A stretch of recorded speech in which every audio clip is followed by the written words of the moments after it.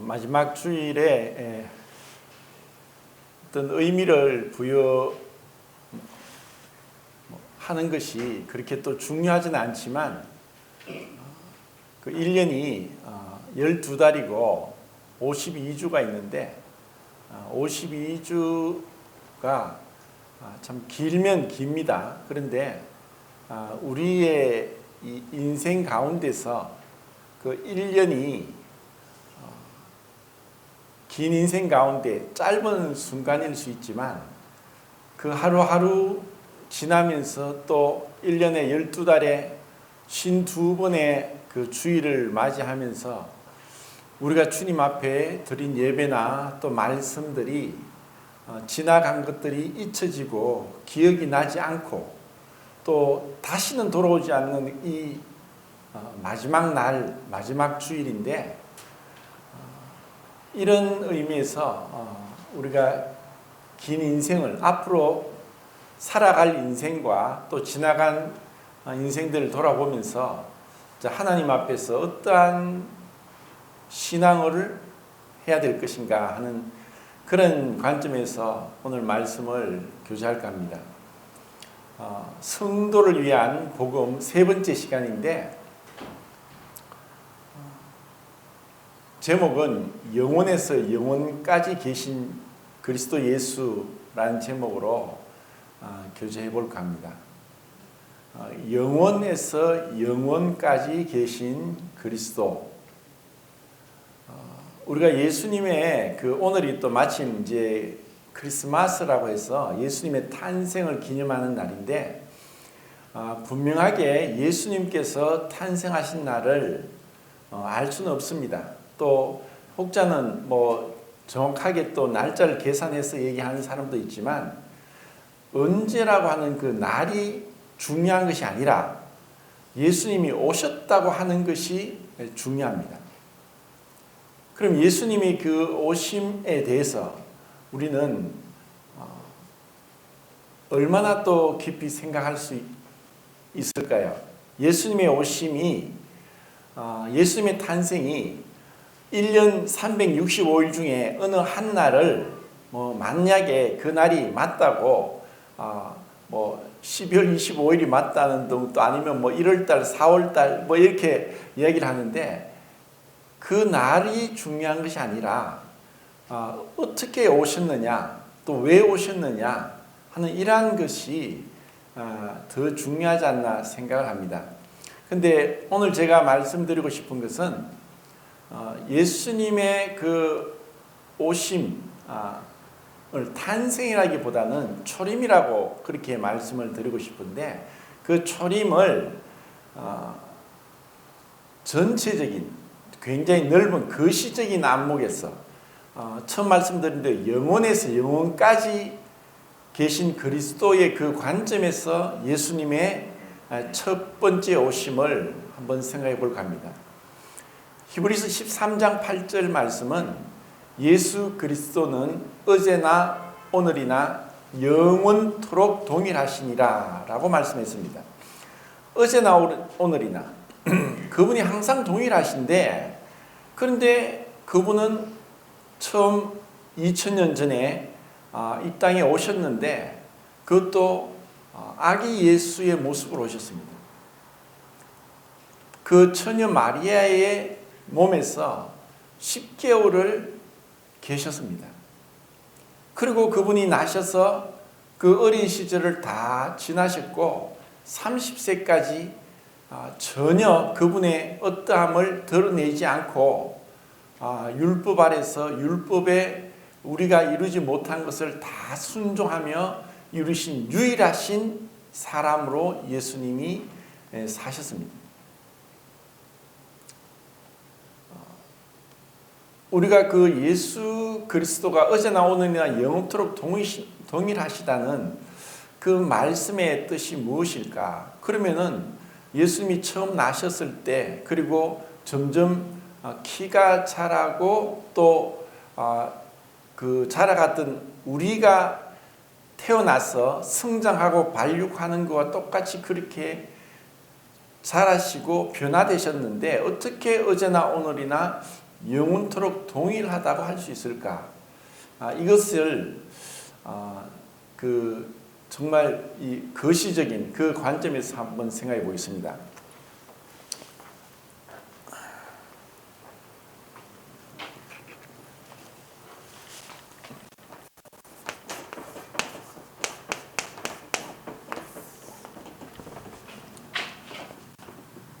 마이크 좀 주실래요?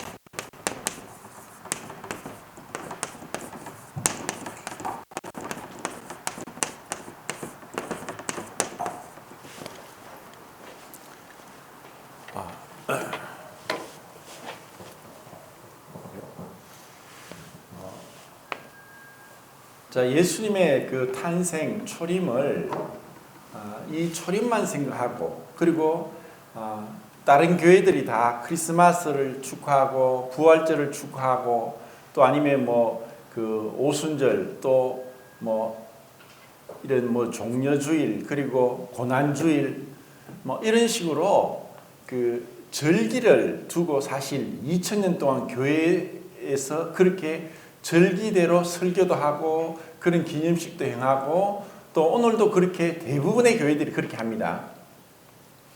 그러면 그것이 그 한날 우리가 크리스마스니까 예수님이 탄생을 계속 찬송하고 그것에 대해서 설교도 듣고 말씀도 묵상하다가 또 지나면 이제 또 부활절에 대해서 또 부활에 대해서 이렇게 하는 것은 굉장히 종교적인 것이고, 그리고 정말 성경에서 말씀하는 것과는 상반됩니다.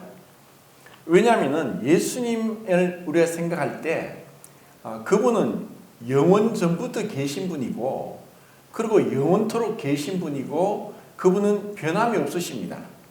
그런데 우리가 얘기할 때 예수님의 탄생을 어떤 의미에서는 그 전에는 예수님께서 2000년 전에 어느 시점에 태어나시기 전까지는 그러면은 예수님이 계시지 않았는가? 그게 아니라는 거죠. 그래서 제가 탄생이라기보다는 초림이라고 얘기했습니다. 처음 오신 겁니다.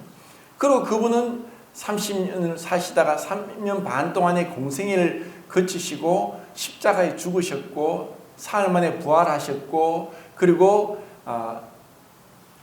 10일 동안 이 땅에 계시다가 성천을 하셨고, 그리고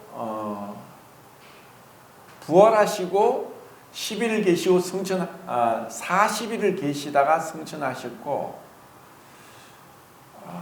그리고 얼마 만에 다시 그 오순절날 성령이 오셨습니까? 11일을 만에 오셨죠. 그리고 다시 예수님이 재림을 하십니다. 그래서 그 재림도 지상 재림과 공중 재림으로 또 구분이 되는데, 그런 관점에서 볼 때 예수님은 자, 우리의 탄생을 생각해 봅시다. 우리는 모두가 다 생일이 있습니다. 몇 년, 몇 월, 며칠, 정확한 몇 시, 몇 분, 몇 초도 얘기할 수 있겠죠. 그러면 우리가 탄생한 분명히 시점이 있다면은 우리가 탄생한 출생일 이전에는 우리라는 존재는 없었습니다. 우리라는 존재는 이 세상에 없었어요. 무였습니다. 우리는 출생하기 이전에는 없던 자였는데 출생 이후에 우리는 태어났습니다.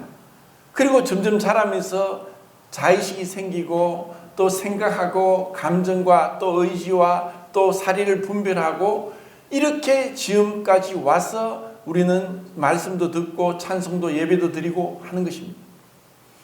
그렇게 볼 때 예수님이 2000년 전에 어느 때 탄생하셨다는 것은 그전에는 계시지 않았던 것이 아니라 그전에도 계셨다는 것입니다.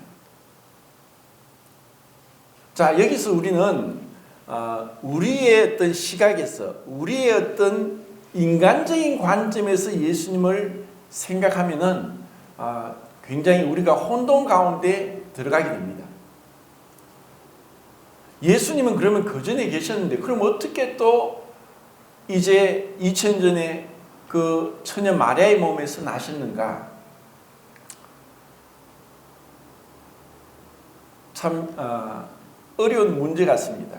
우리가 생각할 때. 그래서 이것을 좀 더 깊이 들어가면은 굉장히 이제 복잡해지는데 좀 이제 쉽게 좀 말씀을 한번 드리고 그리고 성도님들이 생각을 할 수 있도록 그렇게 제가 이제 이 말씀을 교제하겠습니다.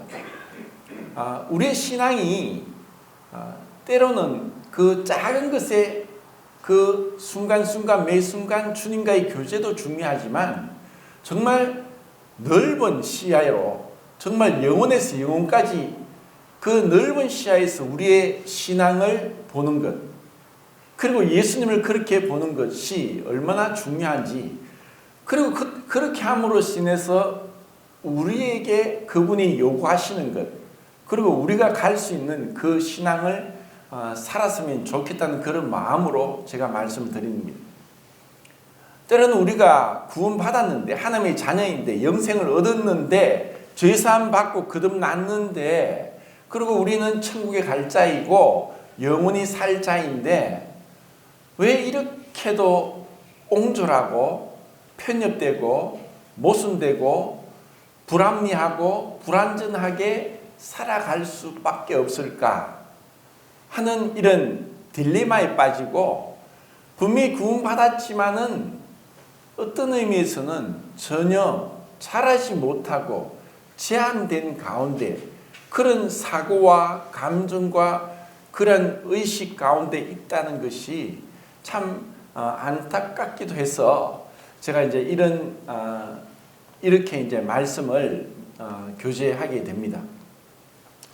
분명히 이제 예수님께서 이 땅에 처음 오셨을 때 이전은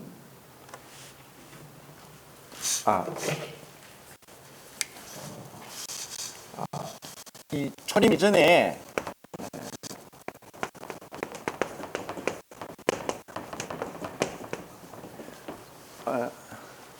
천지 창조가 있었습니다. 천지 창조가 있고 그리고 한참의 시간이 흘러서 예수님이 율법에 기록된 대로 그리고 그 선지자들이 예언한 대로 예수님이 오셨습니다. 그러면은 이 천지 창조 이전에 하나님께서 하늘들과 땅을 창조하시기 이전에는 무엇이 있었느냐?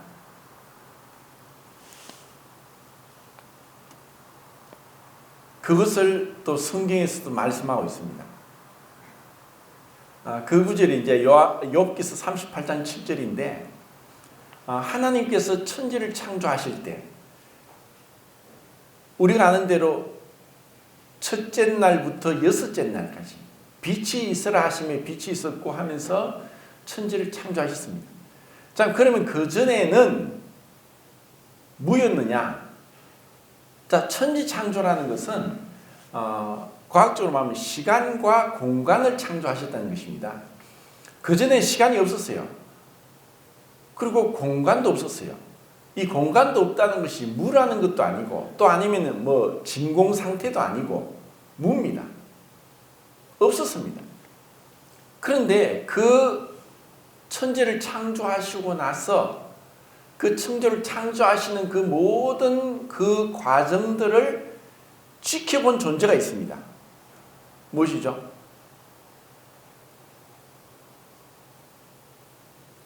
욥기서 38장 7절 한번 보겠습니다.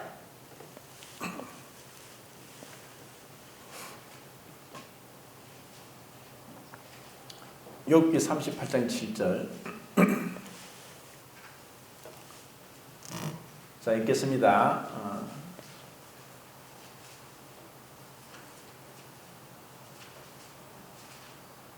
시작.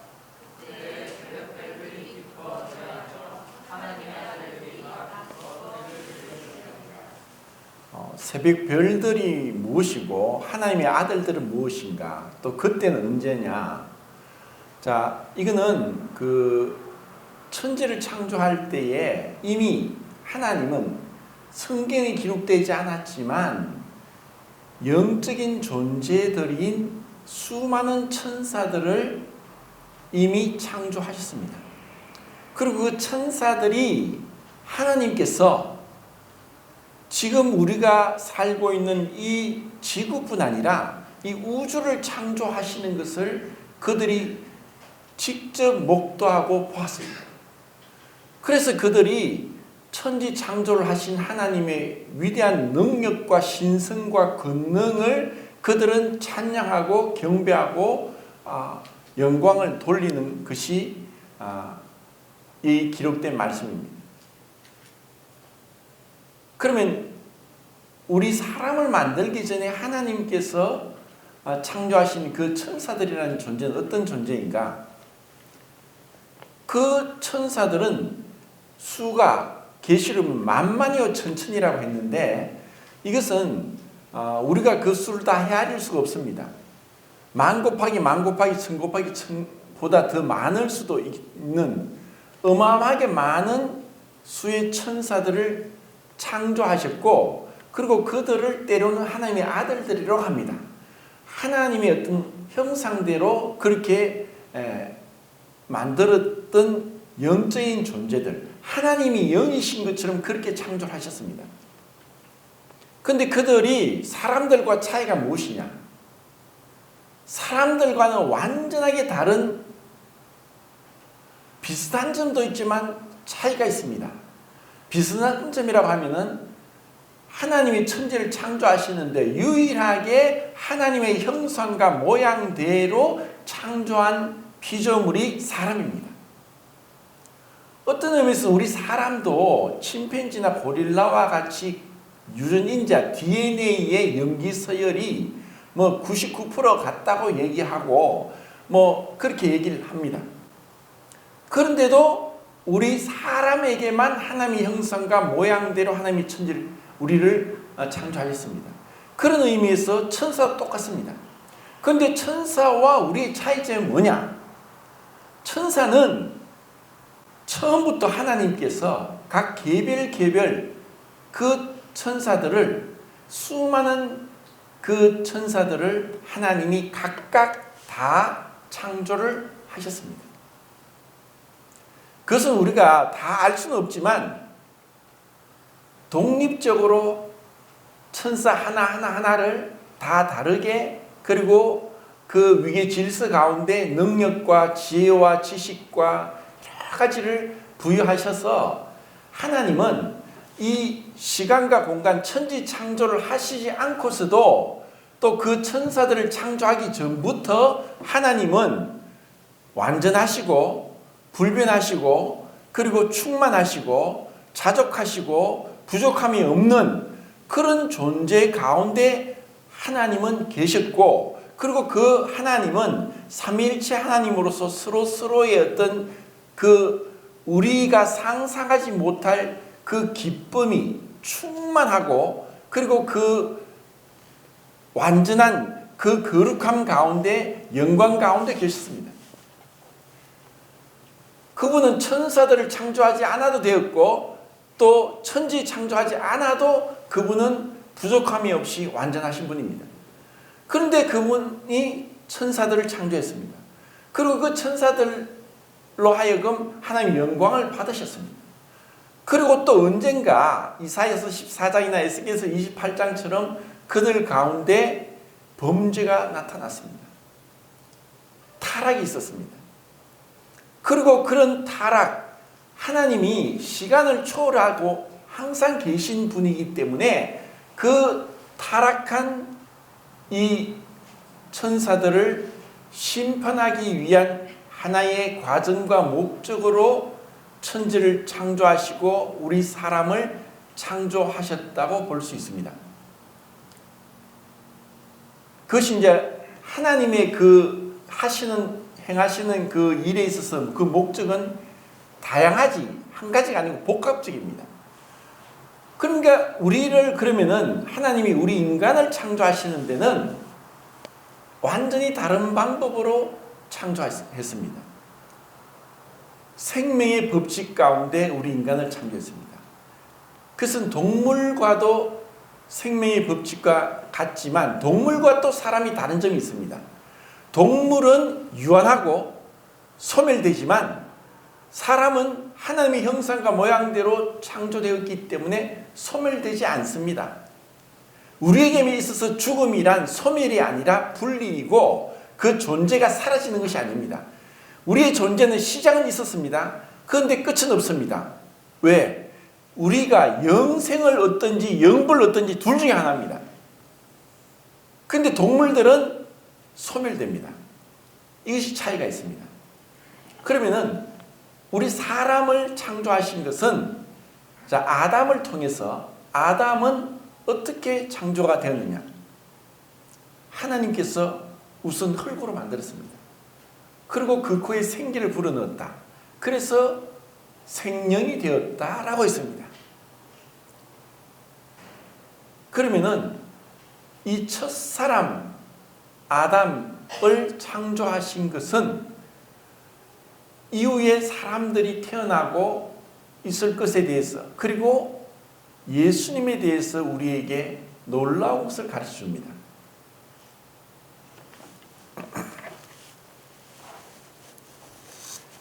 고린도전서 15장 45절 찾겠습니다.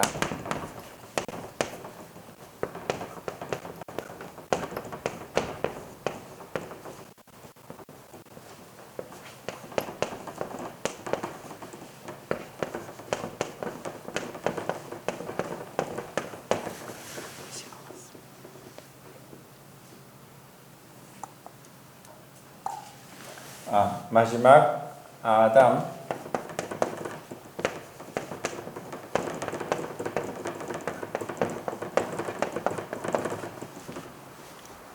자 고린도전서 15장 45절 읽겠습니다. 시작.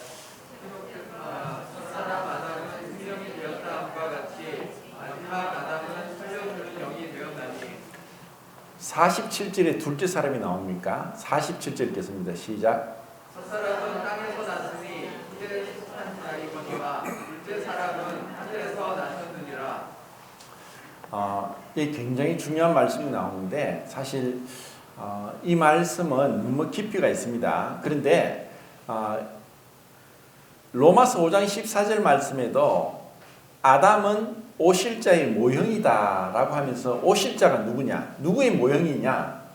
예수님의 모형이라는 것입니다. 그러니까 자 아담, 예수님을 마지막 아담이라고 했습니다. 그리고 둘째 사람이라고 했습니다. 자 아담은 최초의 사람의 이름입니다. 그래서 그 이름이 어떻게 나왔냐면은 아다마라는 히브리어가 불다, 땅을 의미하는 불다는 의미인데 흙으로 만들었기 때문에 아담이라고 했습니다. 그래서 첫사람의 이름은 첫사람은 흙에서 난 자입니다. 그러면 예수님은 둘째 사람이고 마지막 아담인데 그러면 예수님과 아담, 첫사람 아담은 비교했을 때 어떤 비교를 할 수 있느냐? 7가지를 할 수 있습니다. 첫 번째는 기적적인 출생이고 두 번째는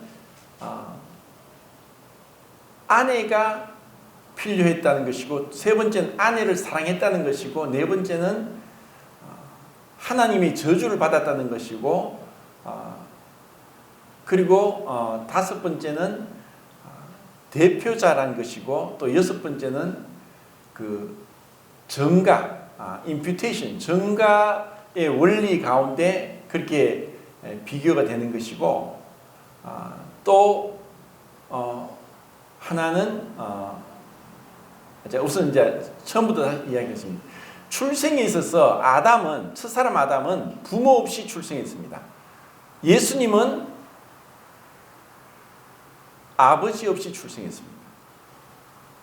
그러면 첫 번째 여자 하와는 여자가 없이 어머니 없이 남자로부터 출생했습니다. 자, 그러니까 아담과 하와의 출생이 기적적인 것처럼 그러면 그 외의 모든 사람들은 부모로부터 출생합니다. 부모가 없이 출생할 수는 없습니다. 근데 예수님은 아버지 없이, 육신의 아버지 없이 출생했습니다. 어떻게? 성령으로. 그래서 예수님은 그때 시작이 된 것이 아니라 성령은 영원히 계신 분이기 때문에 성령으로 마리아의 몸에서 예수님이 나셨습니다. 그리고 성경에 잘 보면은 예수님이 육신을 입고 오시기 이전에도 이 땅에 나타나셨던 그러한 성경 장면이 있습니다. 어디일까요? 창세기 18장, 또 여호수아 5장. 자, 창세기 18장은 무엇입니까?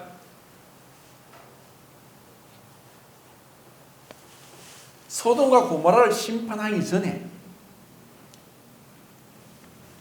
예수님이 성육신 하시기 이전에 두 천사와 함께 아브라함에게 나타나셨습니다. 그것을 우리는 성육신 전에 그리스도의 오심이라고 얘기합니다. 그리고 군대 장관으로서 여호수아 앞에 그분이 오셨습니다.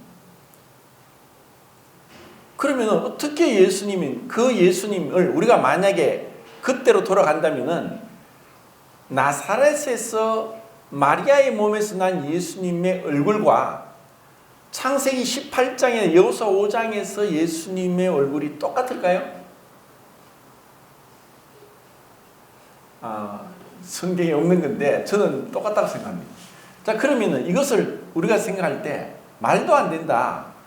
아니 2000년 전에 아브라함이 BC 2166년도 출생했는데 어떻게 아브라함하고 그 2000년 뒤에 날 예수님의 얼굴이 같을 수가 있는가?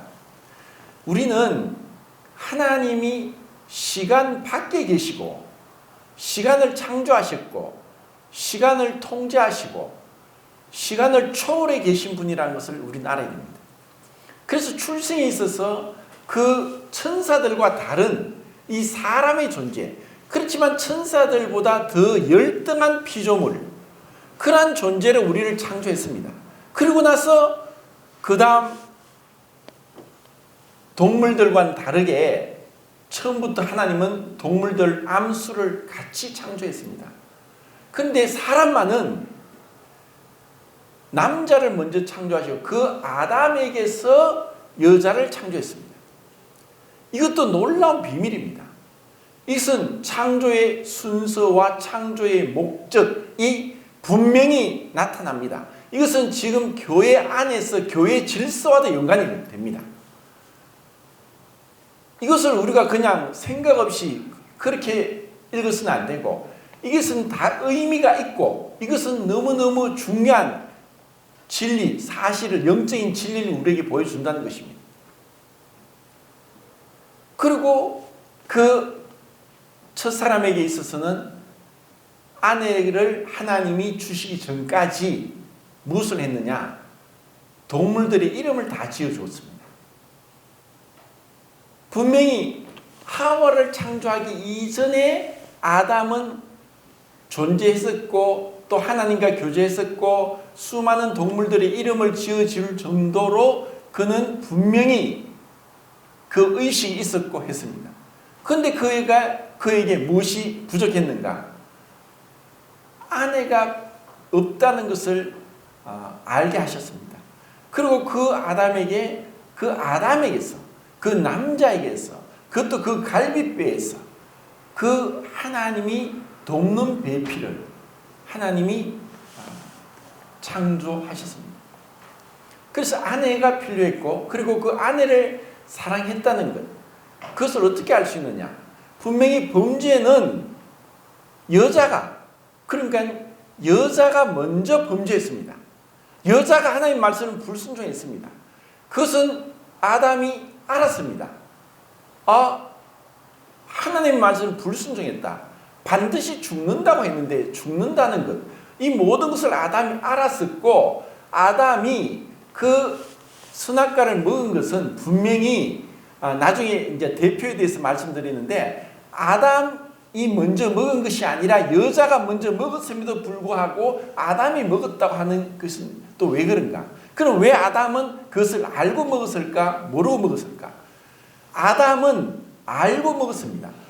아담은 왜 그 선악과를 먹었습니까? 아내가 혼자서 하나님의 그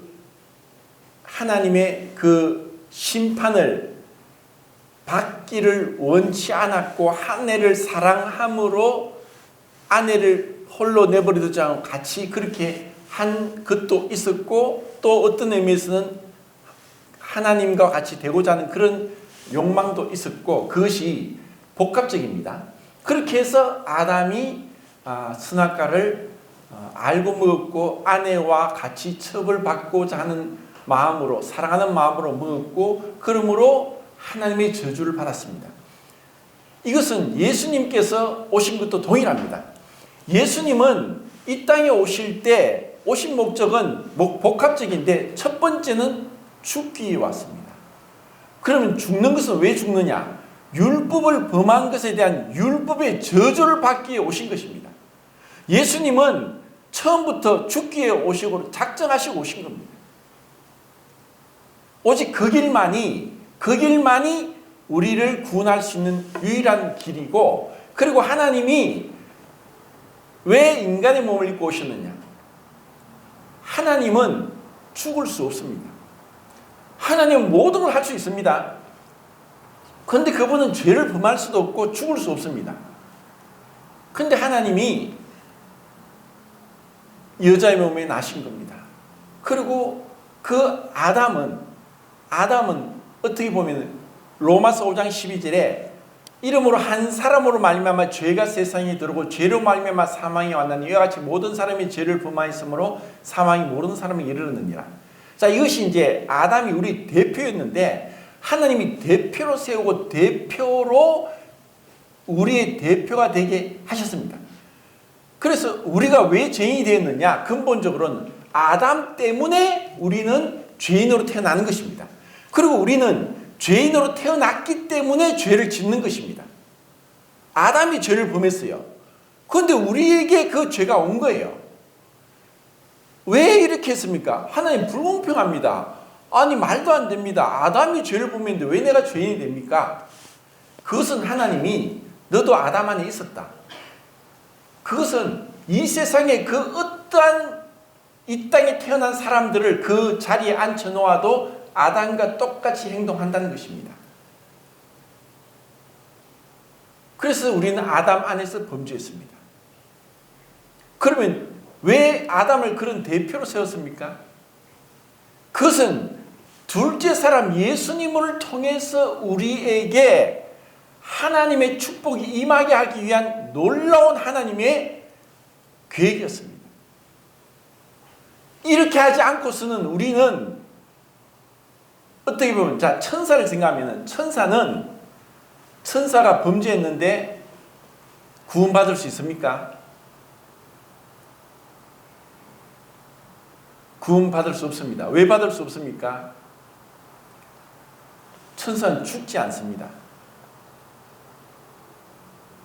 죽음으로 처벌받지 못하고 구속받지 못합니다. 그리고 그 천사들은 한 천사가 범죄가 다 죄인이 타락한 것이 아니라 각각이 다 그들의 자유의지대로 하나님을 배반해서 타락했고, 타락한 천사를 따라서 하나님을 대적했습니다. 그것이 우리와 다른 것입니다. 그리고 그것이 정가라고 했는데, 아담의 죄로 인해서 우리 모두에게 우리가 죄인이 되었다면 둘째 사람 예수님의 그 의로 인해서 우리가 생명 안에서 왕노릇하고 우리가 의롭다함을 얻을 수 있는 그 정가의 길을 우리에게 열어놓기 위해서 예수님은 우리 인간의 몸을 입고 오셨습니다. 이것이 로마서 5장 12절부터 있는 말씀입니다. 우리가 이것을 생각하면은 정말 하나님의 그 지혜에 대해서 우리가 찬양과 경배를 드리지 않을 수 없습니다. 반드시 그렇게 되어야 될 그 길밖에 없는, 그래서 우리가 이해를 다 못하고 다 우리를 온전히 그것을 알지 못한다 할지라도 가면 더 분명히 알게 될 것입니다.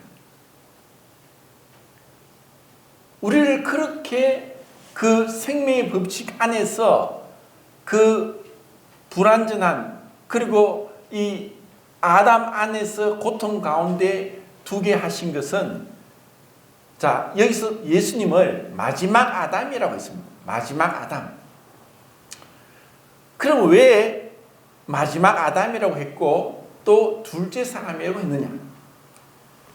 자, 아담은 피조물입니다. 어떤 의미에서 예수님도 항상 계셨지만 예수님이라는 그 하나님과 사람의 분리할 수 없고 연합될 수 없고 나누지 않고 한 그 두 성품으로 한 인격으로 존재하는 그 예수님은 2000년 전에 시작이 되었습니다. 그렇지만 예수님은 내가 아브라함이 나기 전부터 있느니라 라고 말씀하셨고 태초부터 있는 생명의 말씀 항상 계셨습니다. 그런데 그 인성과 신성이 연합된 것은 2000년 전입니다. 그리고 그때부터 그분이 우리에게 또 육신을 입고 오셔야 했던 그 이유는 아담 이후로 내려왔던 그 불완전함, 범죄함, 불순종, 온갖 폐역, 이 온갖 우리의 어떤 그 모든 죄에 대한 하나님으로부터 완전한 심판, 완전한 저주를 받기 위해서 마지막으로 하나님 앞에서 불완전한 우리 인간, 언젠가 천사처럼 타락할 수밖에 없는 우리 인간이란 피조물의 불완전함을 마지막 아담으로서 끝내기 위해서 예수님은 마지막 아담으로 오셨습니다. 그러면 타락하지 않은 천사들은 언젠가 그러면 피조물이기 때문에 완전하지 않기 때문에 창조주가 아니기 때문에 타락하지만 고린도전서에 보면은 택하신 천사라고 있습니다. 그들이 택함 가운데 범죄하지 않고 그들이 보존되는 것입니다. 자, 예수님은 마지막 아담으로서, 그래서 우리가 그 그리스도와 함께 십자가에 못 박혔고 그리고 그리스도와 함께 부활했다는 그리스도와의 연합에 대한 그 비밀은 마지막 아담 되신 그분으로 인해서 완전히 이루어진 것입니다. 이것을 우리가 내가 노력하고 내가 믿으려고 애쓰고 내가 이해하려고 애쓰는 것이 아니라 이미 하나님께서 우리를 마지막 아담 안에서 우리를 처벌하셨고 심판하셨고 끝내셨습니다. 이것을 우리가 알 때, 내가 이제 그리스도 안에서 완전히 더 이상 그리스도 예수 안에 있는 자에게는 결코 정죄함이 없나니 이는 생명의 성령의 법이 죄와 사망의 법에서 너를 해방하였습니다. 우리가 그 해방 가운데 들어간 것입니다.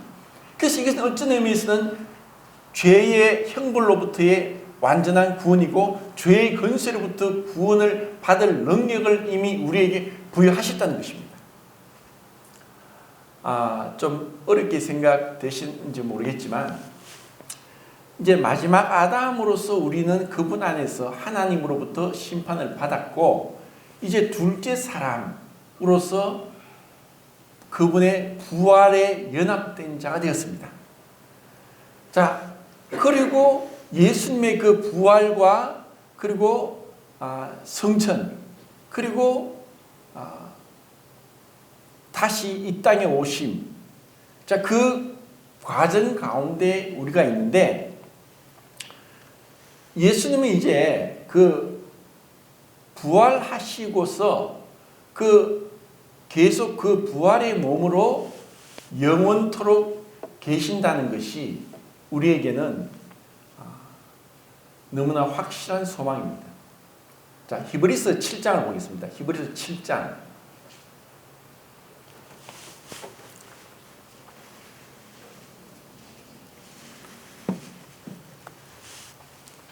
23절부터 쭉 읽어 내려가겠습니다. 제가 스톱하면 그냥 하면 됩니다. 자, 23절부터 시작.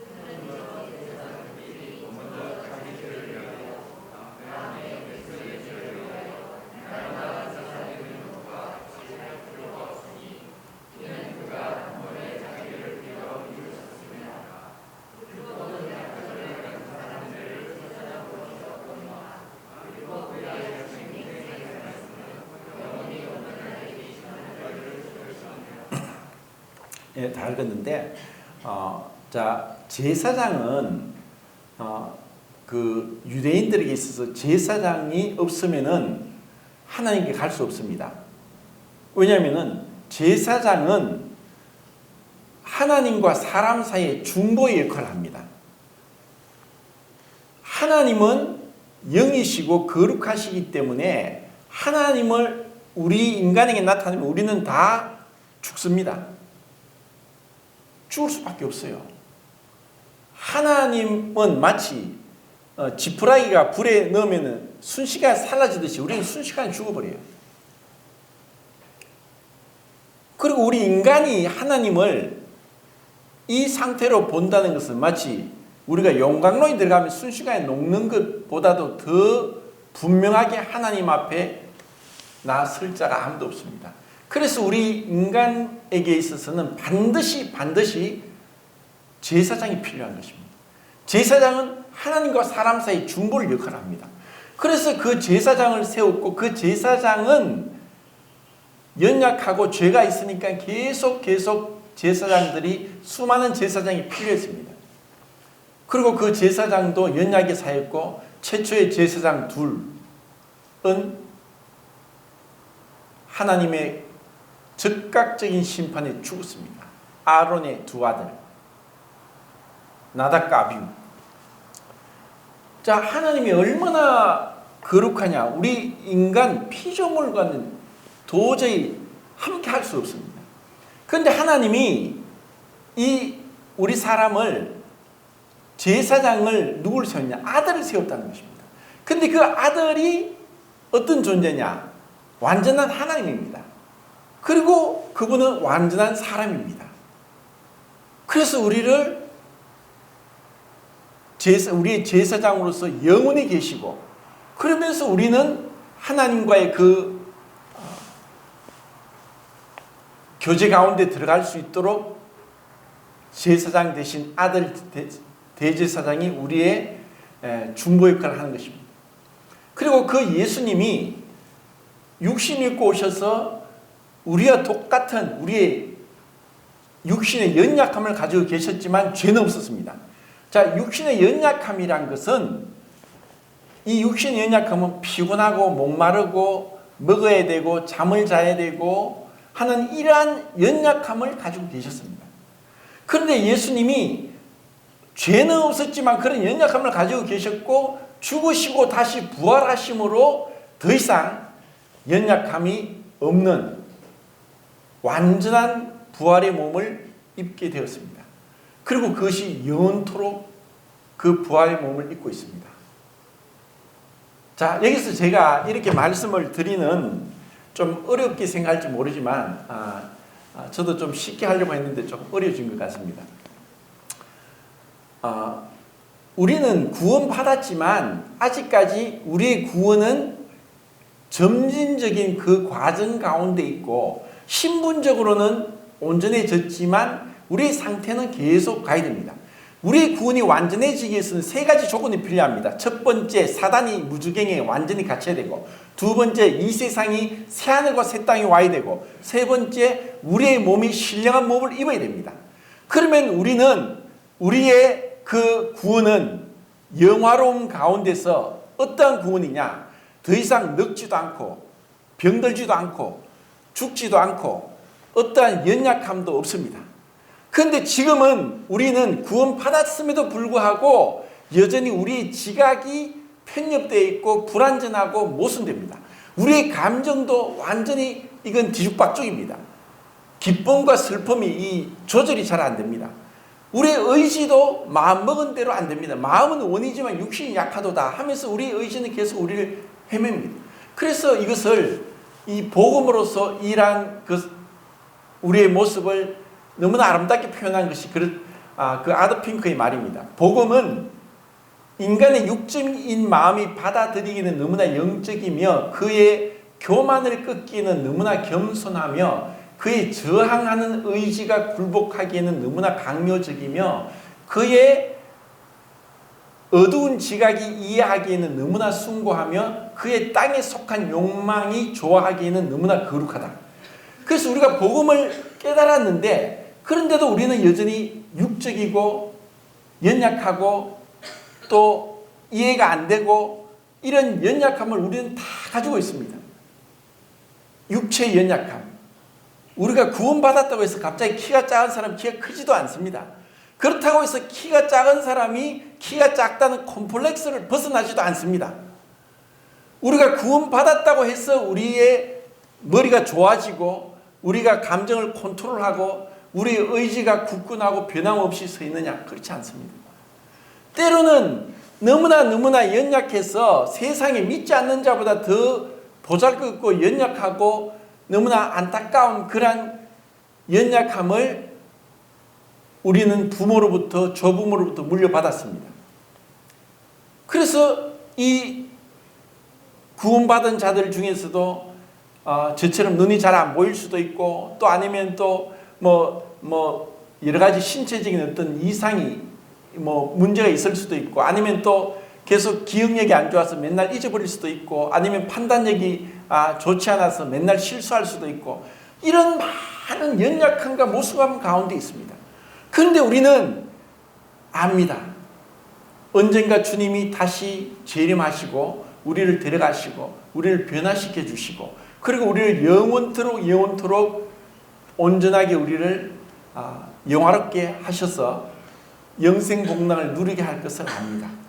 자, 이런 관점에서 제가 좀 이제 정리를 하겠는데 우리의 구원은 하나님의 그 영원한 계획 가운데서 하나님의 바로 옆에 그분의 어떻게 보면 인간적으로 말하면 아내로서 친구로서 그리고 주인으로서 그리고 동반자로서 보호자로서 그분은 우리를 성격화시켰고 천사들도 살펴보기를 원하는 대로 천사는 비록 하나님의 아들들이고 새벽별이라고 칭함을 받았다 할지라도 우리와 같이 하나님을 아버지라고 부를 수 있는 그 생명의 그 법칙 가운데로 우리를 이끌지 않았습니다.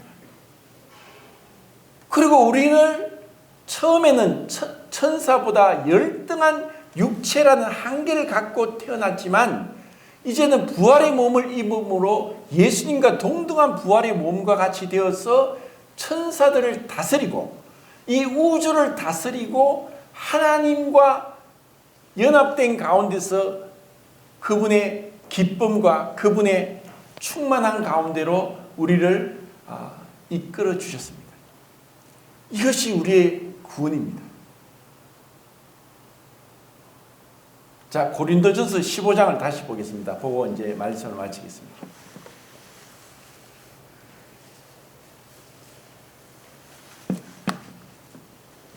(42절부터)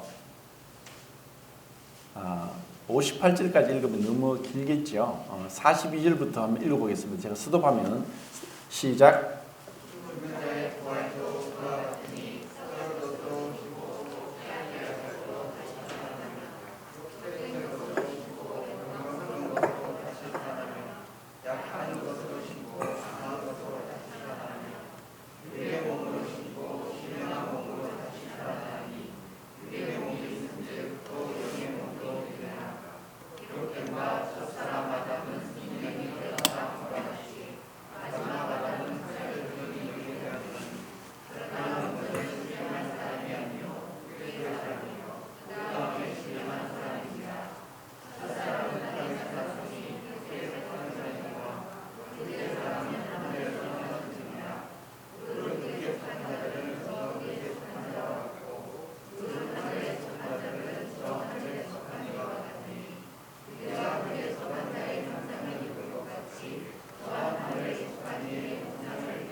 예, 됐습니다. 거기까지 말겠습니다.